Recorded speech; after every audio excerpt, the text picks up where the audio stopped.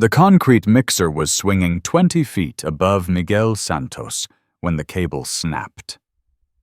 I was standing maybe 30 yards away, going over the morning safety checklist with my crew, when I heard that sick metallic ping that every construction guy knows means trouble. The mixer dropped like a stone, missed Miguel's head by maybe 2 inches, and exploded against the foundation we'd been pouring for 3 weeks. Miguel hit the ground so hard I thought he was dead. Turned out he just had the wind knocked out of him and a dislocated shoulder. But in those first few seconds, watching him lying there in a cloud of concrete dust, I knew somebody was going to answer for this. What I didn't know was that the somebody responsible was standing 50 feet away in a hard hat that had never seen a real day's work, looking annoyed that his morning site tour was getting interrupted. My name is Oliver Patterson. I'm 49 years old, and until yesterday afternoon at 3:15, I was a senior project manager at Sullivan Construction Systems. I've been there 18 years. Before that, I spent 8 years in the Navy, learned discipline, learned to follow orders, and learned that when people cut corners on safety, good people die. The cable that nearly killed Miguel had been flagged for replacement 3 weeks earlier. I'd submitted the work order myself, marked it Priority 1, sent it up the chain to site operations. The replacement cable cost $340. Anthony Sullivan, our CEO's 29-year-old son, who'd been learning the business for exactly 6 months, had marked it as non-essential and pushed it to next quarter's budget, $340. That's less than what Anthony probably spent on dinner last weekend. But to him, it was just another line item to cut, another way to show his mother he was serious about operational efficiency. Never mind that operational efficiency doesn't mean much when your operations kill people. After we got Miguel to the hospital, and the OSHA inspector finished taking pictures, I found Anthony in the trailer on his phone with someone about weekend plans in the Hamptons. His hard hat was sitting on the desk, pristine white plastic that had never picked up a speck of real dirt. His work boots looked like they'd come straight from the store. "Hey, Oliver," he said, hanging up. "Crazy accident, right? Thank God nobody got hurt." Nobody got hurt. Miguel Santos, 34 years old, father of 3, was sitting in an emergency room getting x-rays because this kid couldn't be bothered to approve a 340 cable replacement. "The cable was flagged for maintenance," I said, keeping my voice level. "Was it?" Anthony pulled up something on his tablet, scrolled for maybe 10 seconds. "Oh yeah, here it is." "Huh. Well, these things happen. Equipment fails sometimes. These things happen. Like equipment just randomly decides to fail. Like maintenance requests just disappear into thin air. Like 34-year-old fathers of 3 just happen to be standing under falling concrete mixers." I'd seen that attitude before, back in the Navy. Officers who thought enlisted men were expendable. Guys who made decisions from behind desks that got good people killed in the field. I'd sworn I'd never work for people like that again. "Equipment fails when you don't maintain it," I said. Anthony looked up from his tablet, annoyed. "Look, Oliver, I get it. You're upset about what happened to Miguel. We all are. But accidents happen in construction. It's part of the business. We can't let every little incident derail our operations. Little incident. A man nearly died because of negligence, and Anthony was calling it a little incident. This wasn't an accident," I said. "This was preventable negligence." "That's a pretty serious accusation," Anthony said, his voice getting cold. "I hope you're not planning to say things like that to the OSHA inspector." There it was. The threat wrapped up in corporate speak. "Don't tell the truth to the inspector. Don't rock the boat. Remember who signs your paychecks." That was the moment I realized what I'd been looking at for the past year wasn't incompetence. It wasn't even indifference. It was something worse, the calculated decision that worker safety was less important than quarterly profit margins. I'd been documenting irregularities at Sullivan Construction for 14 months, not because I planned to do anything with them, but because the numbers weren't adding up. We'd been landing federal contracts left and right, building everything from VA hospital expansions to military housing projects. Good work, steady money, the kind of jobs that keep a regional company profitable for decades. But our costs were off. Way off. We were billing the government $180,000 for concrete that should have cost $120,000. We were charging $45,000 for safety equipment that somehow never made it to job sites. We had purchase orders for materials that our suppliers claimed they never delivered, invoices for consultants that none of the project managers had ever met. At first, I figured it was just the chaos of rapid growth. Sullivan Construction had expanded fast over the past 5 years, from a small outfit doing honest work to a major regional player landing multi-million-dollar federal contracts. Growing pains were normal. Billing mistakes happened. But the mistakes always went in the same direction. Always inflated costs. Always padded invoices. Always extra charges for services that didn't quite exist. I started tracking it because I'm Navy trained, and when something doesn't make sense, you investigate. What I found was a pattern of systematic overbilling that had been flowing into accounts I couldn't trace. Over 4 years, Sullivan Construction had overbilled federal contracts by roughly $2.8 million. $2.8 million that could have gone toward equipment maintenance, safety upgrades, proper staffing. Instead, it was being siphoned off while guys like Miguel worked with equipment that should have been replaced months ago. The person signing off on all these inflated costs was Susan Sullivan, our CEO, Anthony's mother, the woman who'd been telling me for the past 5 years that I was next in line for the site operations director role.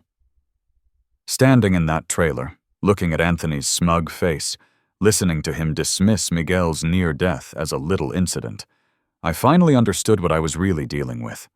This wasn't about business strategy or operational efficiency.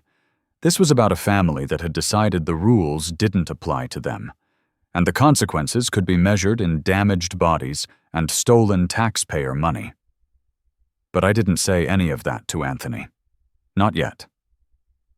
"I'll write up the incident report," I said. "Good man," Anthony said, already turning back to his phone. "Make sure you emphasize the accidental nature of the equipment failure. These things happen, like you said. I didn't say I'd said that. But I nodded and walked out of the trailer, knowing that everything was about to change. That night, I sat in my apartment going through the files I'd been keeping for the past 14 months. Spreadsheets, invoices, purchase orders, email chains. Evidence of a systematic fraud that reached into every major federal contract Sullivan Construction had touched. It started small, like these things always do. An invoice for safety equipment that seemed a little high. A consulting fee that didn't quite match the scope of work. Material costs that made me scratch my head and double-check the numbers. I'd been at Sullivan Construction 18 years, knew every aspect of the operation. Started there when I was 31, fresh out of the Navy, looking for steady work that would let me support the family I was planning to build. Back then, it was O'Brien Construction, run by Charles O'Brien, a former Marine who'd built the company on VA contracts and federal housing projects. Charles was old school. Navy guys, Marine guys, we understood each other. He believed in doing the work right, treating your people fairly, never billing the government for something you didn't deliver. "These contracts come from taxpayers," he used to say. "Veterans, active duty families, people who deserve better than getting cheated by the people they're paying to help them." I respected that, believed in it. When Charles retired 12 years ago and sold to Susan Sullivan, I thought I was staying with a company that shared those values. Susan was different from Charles, but I respected that too. She had an MBA, spoke the language of efficiency and profit margins. Under her leadership, we went from a small outfit doing honest work to a major regional player landing multi-million-dollar contracts. She brought in sophisticated project management systems, hired business development staff, got us certified for larger federal programs.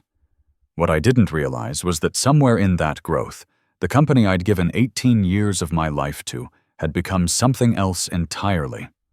The pattern became clear when I started cross-referencing our federal contract bids with actual material costs. We weren't just padding invoices randomly. We were systematically overbilling every federal project, using the extra money to fund expenses that had nothing to do with construction. Company cars that never saw job sites. Consulting fees paid to firms that existed only on paper. Equipment purchases that somehow became personal property. All of it signed off by Susan, hidden in the complexity of federal contract accounting. $2.8 million over 4 years. That's not a bookkeeping error. That's not a misunderstanding. That's deliberate, systematic theft from the same government I'd spent 8 years serving. The money that could have prevented Miguel's accident, that could have upgraded equipment, improved safety training, hired more experienced supervisors, was instead flowing into accounts that funded Anthony's MBA program and Susan's new BMW. My phone rang, interrupting my thoughts. Lisa, my ex-wife. "How's Miguel?" she asked. Lisa knew most of my crew by name, had met them at company. Barbecues back when we were married, before work consumed everything. Dislocated shoulder, some bruising. He'll be out at least 2 weeks. Workman's comp covering it? Should be. I paused. Lisa, can I ask you something? Sure. If you knew someone was stealing but reporting it might cost you your job, what would you do? She was quiet for a moment. Lisa's a smart woman, high school math teacher, raised our boys to think through problems carefully. How much stealing? A lot. Millions. From who? The government. Veteran programs, mostly. Another pause. Oliver, you know what you have to do. It's not that simple. I've got child support, Scott's college expenses, Lucas Jr.'s student loans from before he enlisted. If I lose this job, the boys need to see their father do what's right, she said quietly. Lucas Jr. is overseas right now, defending the same country you're talking about someone stealing from. Scott's studying engineering because he wants to be like his dad. What kind of example are you setting if you stay quiet about this? She was right. I knew she was right. But knowing what's right and being able to afford to do it aren't always the same thing. Besides, Lisa added, you think this ends well if you stay quiet? You think people who steal millions from the government just stop? You think Miguel was the last person who's going to get hurt because they cut corners on safety? After we hung up, I called both boys. Lucas Jr. was somewhere overseas I couldn't know about, but we caught him during a brief window when he could talk. "Dad, how's work?" he asked. Standard question, but I could hear the genuine interest. Lucas Jr. had always been proud of what I did. The buildings we put up, the service members and veterans who lived in the housing we built. It's complicated right now, son. Everything okay? I wanted to tell him about Miguel, about the fraud, about the choice I was facing. But Lucas Jr. was dealing with enough stress in whatever theater he was deployed to. Just some workplace politics. Nothing I can't handle. You always figure it out, Dad. That's what you do. That's what you do. The faith in his voice, the assumption that his old man would always make the right choice, hit me harder than I expected. Scott was easier to reach, called me back from his dorm room at community college. "Hey, Dad, what's up? Just checking in. How are classes?" "Good. Actually, I've been thinking about transferring to a 4-year school next year. Engineering program, maybe focus on construction management. Yeah? Why's that?" I want to do what you do. Build things that matter. Help people." He paused. "You always said construction was about more than just putting up buildings. It's about creating places where people live and work and feel safe. Feel safe." Miguel Santos didn't feel very safe when that concrete mixer came down. "Dad? You still there?" "Yeah, son, I'm here." "Is everything all right? You sound weird. Just a long day at work." "Well, get some sleep." Love you, too." After I hung up, I sat there looking at my spreadsheets, thinking about Lucas Jr. defending a country whose government was being systematically defrauded by my employer, thinking about Scott wanting to follow in my footsteps and build things that help people feel safe. The next morning, Anthony Sullivan was getting promoted to Director of Site Operations.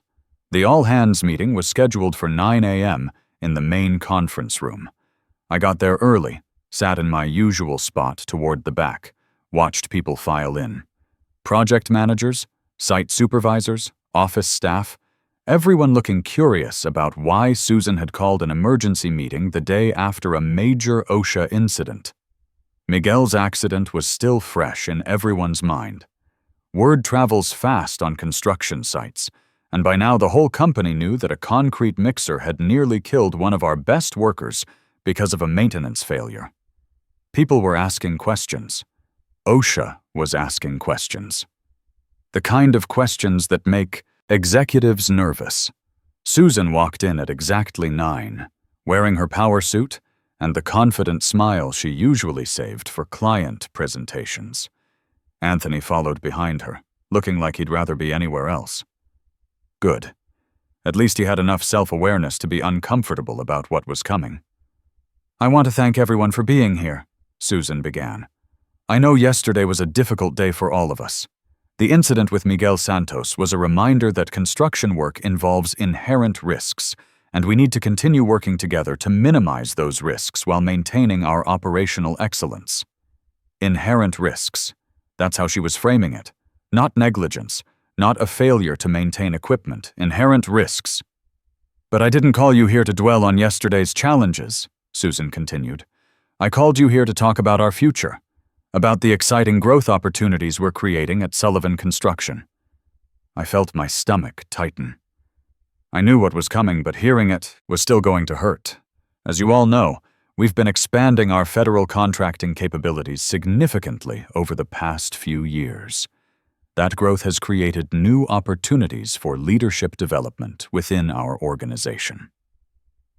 Today, I'm pleased to announce that Anthony Sullivan will be stepping into the newly created role of Director of Site Operations. The room went quiet. Not shocked silence, uncomfortable silence. The kind where everyone knows something is wrong, but nobody's going to say it out loud. Anthony stepped forward, clearing his throat. "I'm honored by this opportunity," he said, reading from notes he'd clearly practiced. "I've learned so much already from the incredible team here, especially people like Oliver, who've been generous with their time and knowledge. I'm excited to build on the foundation you've all created. Build on the foundation. The foundation built by people like me, people who'd given decades of their lives to this company, while he spent 6 months sitting in on meetings and taking notes. Anthony brings fresh perspective to our operations," Susan continued. "He's learned the business from the ground up, and I'm confident he'll help us scale our federal contracting capabilities to the next level. Fresh perspective, ground up, the same corporate buzzwords that always get trotted out when someone unqualified gets promoted because they have the right last name." People started clapping politely. I clapped too, because what else do you do? But inside, something was crystallizing. All the spreadsheets, all the evidence, all the months of hoping there was some innocent explanation, it all came together in that moment. This wasn't about fresh perspective or scaling capabilities. This was about keeping the money in the family. Anthony wasn't being promoted because he was qualified. He was being promoted because he was complicit. After the meeting, people filed out. A few came by to shake Anthony's hand, offer congratulations. Most just left, quickly, avoiding eye contact. I sat in my chair for a few extra seconds, watching Susan and Anthony celebrate their little victory. "Oliver?" Susan called out as I was leaving. "Could I see you in my office for a few minutes?" I followed her down the hall to her corner office with the view she'd earned by transforming this company from honest contractor into whatever it had become. She closed the door, didn't sit down. "I know this might be disappointing," she said. "You've been doing excellent work in operations, and I want you to know that Anthony's promotion doesn't reflect any dissatisfaction with your performance." "What does it reflect?" I asked. "Strategic planning. Anthony understands the broader business objectives we're working toward. The federal contracting space is evolving rapidly, and we need leadership that can adapt to new paradigms." New paradigms. That's what she was calling fraud now. "Susan," I said, "Anthony's been here 6 months. He's never managed a project, never dealt with OSHA, never had to make a real decision about worker safety or project timelines. What exactly qualifies him for this role?" Her expression hardened. "Anthony has fresh eyes and strategic thinking. Sometimes experience can become a liability if it prevents you from seeing new opportunities. Is that what we're calling yesterday's accident? A new opportunity? That's unfair, Oliver. You know how much we value safety at this company." "Do we?" "Because the cable that nearly killed Miguel was flagged for replacement 3 weeks ago. Your son marked it non-essential. These decisions involve complex budget considerations that you might not fully understand." $340, Susan. The cable cost $340. You want to talk about complex budget considerations? Let's talk about the $180,000 we charged the government for concrete that should have cost $120,000 on the VA hospital project. Let's talk about the consulting fees we're paying to companies that don't exist. The color drained from her face. For a moment, she just stared at me. "I don't know what you think you've found," she said carefully, "but I'd be very cautious about making accusations you can't prove." "I can prove them," I said. "I've been documenting everything for 14 months. Every inflated invoice, every phantom consultant, every purchase order for equipment that never arrived. $2.8 million in fraudulent billing over 4 years. She sat down hard in her chair. "What do you want?" "I want out." I pulled the envelope from my jacket pocket, placed it on her desk. "That's my resignation, effective immediately." She opened it, scanned the first paragraph. "You can't be serious. We're in the middle of 6 federal projects." "You should read the whole thing," I said, "especially the part about why I can't continue working for a company that bills taxpayers for services never provided while cutting corners on safety that nearly get people killed." Her hands were shaking as she turned to the second page. "Oliver, let's talk about this. You're upset about Anthony's promotion, I understand that, but we can work something out. This isn't about Anthony's promotion. This is about Miguel Santos lying in a hospital bed because you decided $340 for a safety cable was too expensive, while you've stolen nearly $3 million from the government. I haven't stolen anything. Then explain where the money went. Explain the invoices from companies that don't exist. Explain the equipment purchases that somehow became personal property." She was quiet for a long moment, staring at the letter. "What do you want?" she asked again. "I told you. I want out. And I want you to know that copies of everything I've documented are already in the hands of the Department of Justice, the Veterans Affairs Inspector General, and the contracting officer for every federal project we're working on." For the first time since I'd known her, Susan Sullivan was speechless. I walked to the door, then turned back. "You built something good here once, Susan. Charles O'Brien would be ashamed of what you've turned it into." I cleaned out my desk, walked to my truck, and drove home. By 3:15 p.m., I was no longer an employee of Sullivan Construction Systems. The next few months were a blur of federal investigators, depositions, and sleepless nights wondering if I'd just destroyed my career for nothing. Federal fraud investigations move slowly but thoroughly, and they wanted every detail I could provide about Sullivan Construction's billing practices. By the end of the week, there were investigators in the building. By the end of the month, both Susan and Anthony were suspended pending investigation. The company lost its federal contracting certification immediately, which meant layoffs, project cancellations, and a lot of good people suddenly looking for work. That part hurt. I'd worked alongside most of those people for years, trusted them, respected them. Watching them pay the price for their boss's crimes wasn't something I'd anticipated, and it weighed on me more than I'd expected. "You did the right thing," Miguel told me when I visited him at home during his recovery. His shoulder was in a sling, but he was alive, and that cable failure could have killed him. That company was stealing from veterans, from active duty families. How many more accidents would have happened if you'd stayed quiet?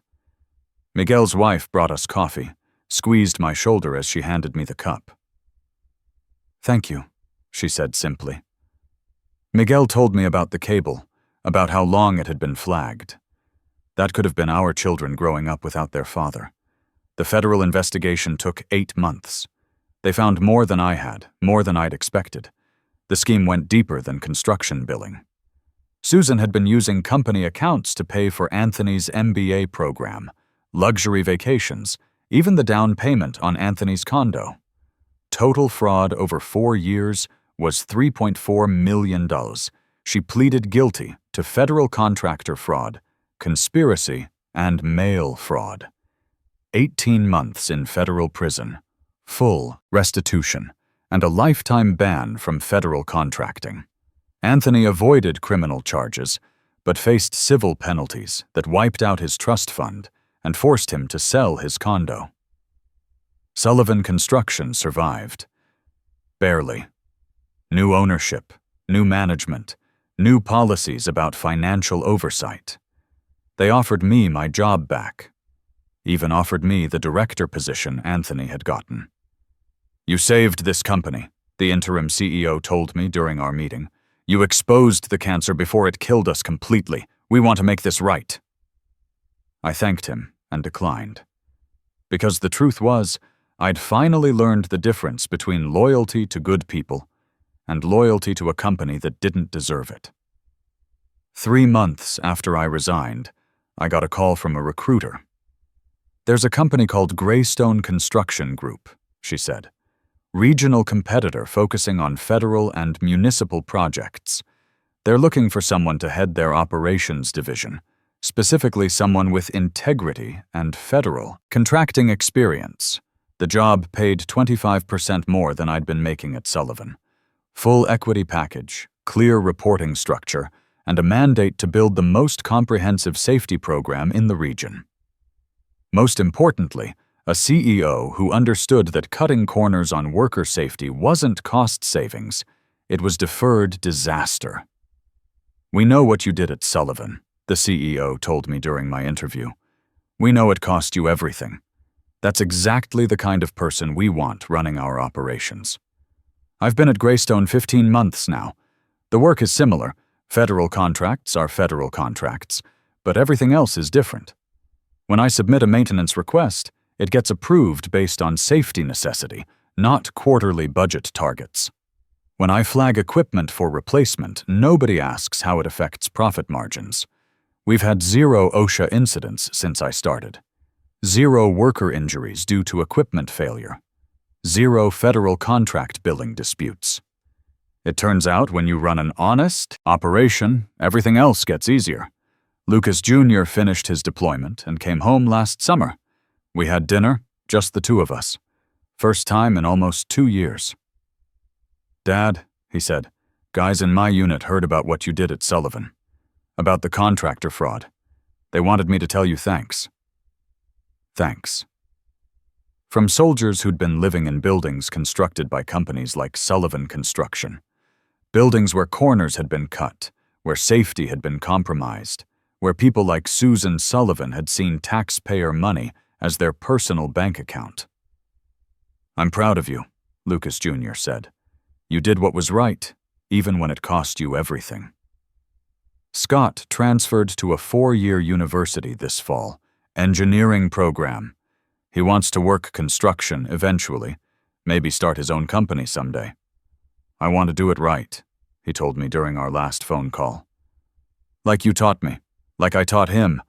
All those years I thought I was just keeping my head down, just trying to provide for my family, just doing my job. Turns out the boys were watching. They saw their father choose integrity over comfort, principle over paycheck. Lisa and I have been talking more lately.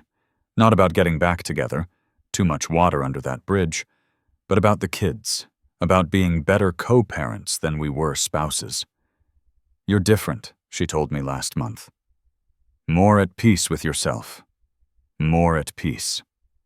I sleep through the night now. I don't wake up wondering what corners are being cut, what safety protocols are being ignored, what fraud I'm unknowingly participating in by showing up to work every day. Miguel's back on the job, working for a company that actually maintains its equipment. He stops by my new office sometimes just to check in. How's the honest construction business? He always asks. Turns out it's more profitable than the dishonest kind, I always reply. And it's true. When you're not paying legal fees, settlement costs, and federal fines, when you're not dealing with OSHA violations and worker compensation claims from preventable accidents, when you're not constantly looking over your shoulder waiting for the other shoe to drop, running a business becomes a lot simpler. People sometimes ask if I regret how everything went down, if I wish I'd found another way to handle the situation. The answer is no. I regret waiting as long as I did. I regret letting my fear of financial insecurity keep me quiet about crimes that put people's lives at risk. But I don't regret exposing Susan and Anthony Sullivan.